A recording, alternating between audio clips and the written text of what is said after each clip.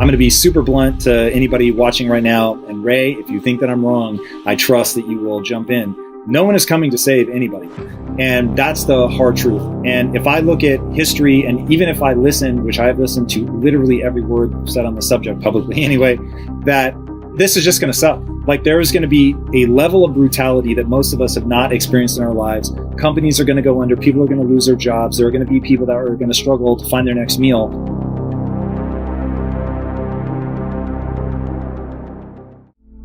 The same things happen over and over again through time for basically the same reasons.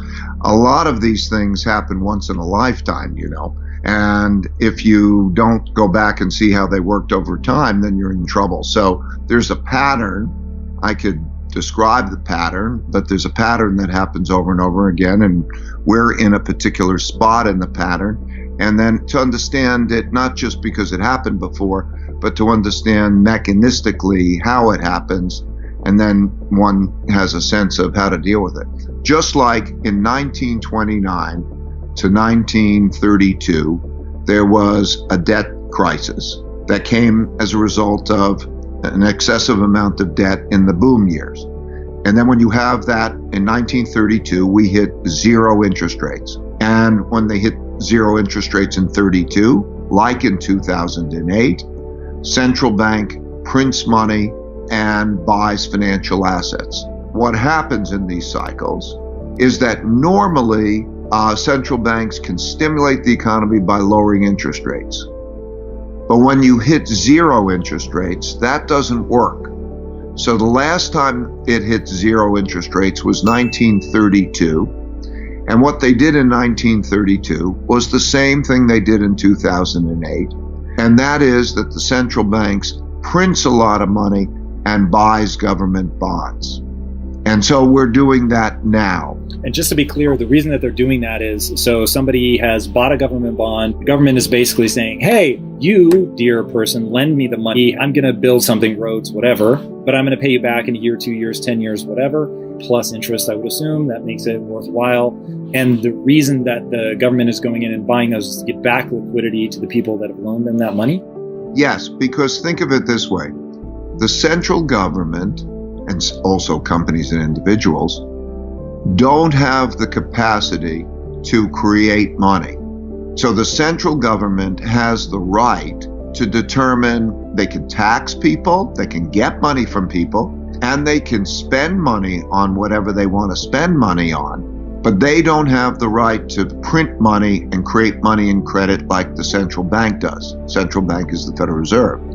Similarly, the Federal Reserve does not have the right to spend money and determine how it's spent. That's for Congress. Every individual, every company, and every government has a certain amount of money that comes in the form of income, a certain amount of expenses, and then a certain amount of savings.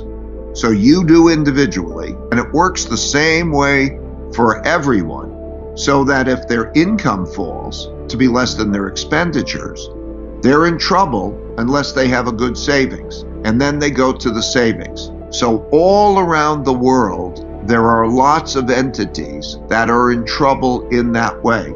So the government, the two parts of the government, the US government, they have to give money, and so they print money. We call it print. There's not even paper much. It's digitally create money, and then that comes in the form of loans. Okay, so basically they're digitally creating money, which they're allocating to the government, and then the government is deciding how to disperse those funds? Yeah, the Federal Reserve will buy government bonds, so it's a transaction of buying it, and they will also buy private bonds. They might pick a company, many companies, and they'll say, I will buy your bonds, which is the equivalent, I will lend to you. That's happened through history. So what we're going through is the same process as happened in the 1930 to 1945 period. What can the average person take away from that? They don't have bonds. They don't think like that. They may not even understand what their 401k is, or they may not even have a 401k. So how do they navigate this? Is it just head down, do your best to weather the storm? Or is there actually something that they can learn from the historical perspective and move on now to make this easier for them?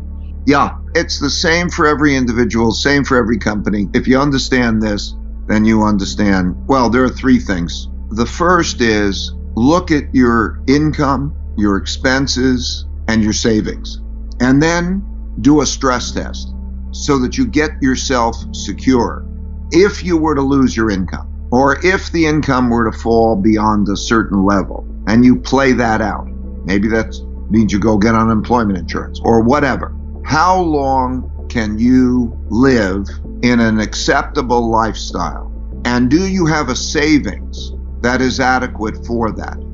Okay, so what you do is you calculate, if I lived in a simpler lifestyle and I had this amount of earnings, how many months or years could I live acceptably? What countries or what periods of time has going through this kind of crisis been managed well so that we come out the other side with as little sort of pain and suffering as possible? Well, an example would be the differences in the way Roosevelt did it. So again, 1929 to 32, interest rates hit zero, they print money, we had a large wealth gap, and then they sat down and they figured out, how do we keep it orderly and how do we change the circumstances, whether it's taxes or how do you reorganize it so that the system works well. There is a risk also at the same time, because the world is going through that, there's a risk of conflict. So in Germany, Hitler came in power in 1933. And he came in power in 1933 because there was a lot of internal fighting as to try to produce order, because everybody, the left and the right, the communists and the fascists, and they're all fighting about wealth, because everybody's fighting about wealth when you have a downturn. And then they were democracies. 4 democracies existed then that chose not to be democracies because they became so disorderly that they wanted some strong leader to take charge and run the country. And then, of course, we had a bunch of those types of leaders, and then they had a war. That's how World War II happened. So when you look at that, that's kind of the political landscape. But back to the average man in terms of his finances, I would say the important thing is those 3 elements: to have a plan, and maybe to have a plan with both your family. What's the importance of education in, when we start thinking about protecting successive generations, how much of that comes down to education? Education is the most important thing. I was raised with a very modest economic background. My dad was a jazz musician. My mom was a stay-at-home mom. But I was lucky to have parents who cared for me. And I went to a public school. I got a good education. And I came out to a world of equal opportunity. And I believe that those are fundamental necessities, that you have to know how to have an education of facts, like you have to know how to read, write, and arithmetic, but you also have to know how to behave well with others, to be a good citizen, operate in a civil way, to be able then to go into jobs. And that education can be anything that works. I think the big thing is, 3 big things on what I think work should be. Make your work and your passion the same thing, and make it economic. If it works, that you love your work, you'll probably be better at your work. So you want those things. And then there's the economics of it. So it could be anything from learning trades, whatever it may be. Education certainly does not have to be college.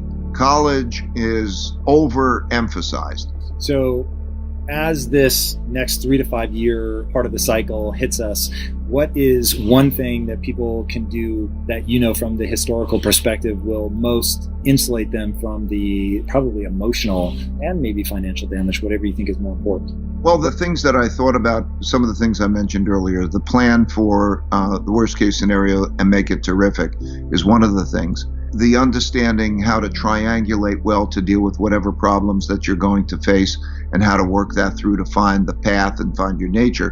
But also, one thing that's helped me a lot is meditation. It's healthy because it reduces stress, and it also makes you smarter to make the decisions well. So I would say that would also be something that I would recommend. Because if you have the equanimity, that centeredness, that calm centeredness, and you have your plan, and you triangulate well with others, so that you can get all the best advice and don't have to approach it in your own head, you're a long way there.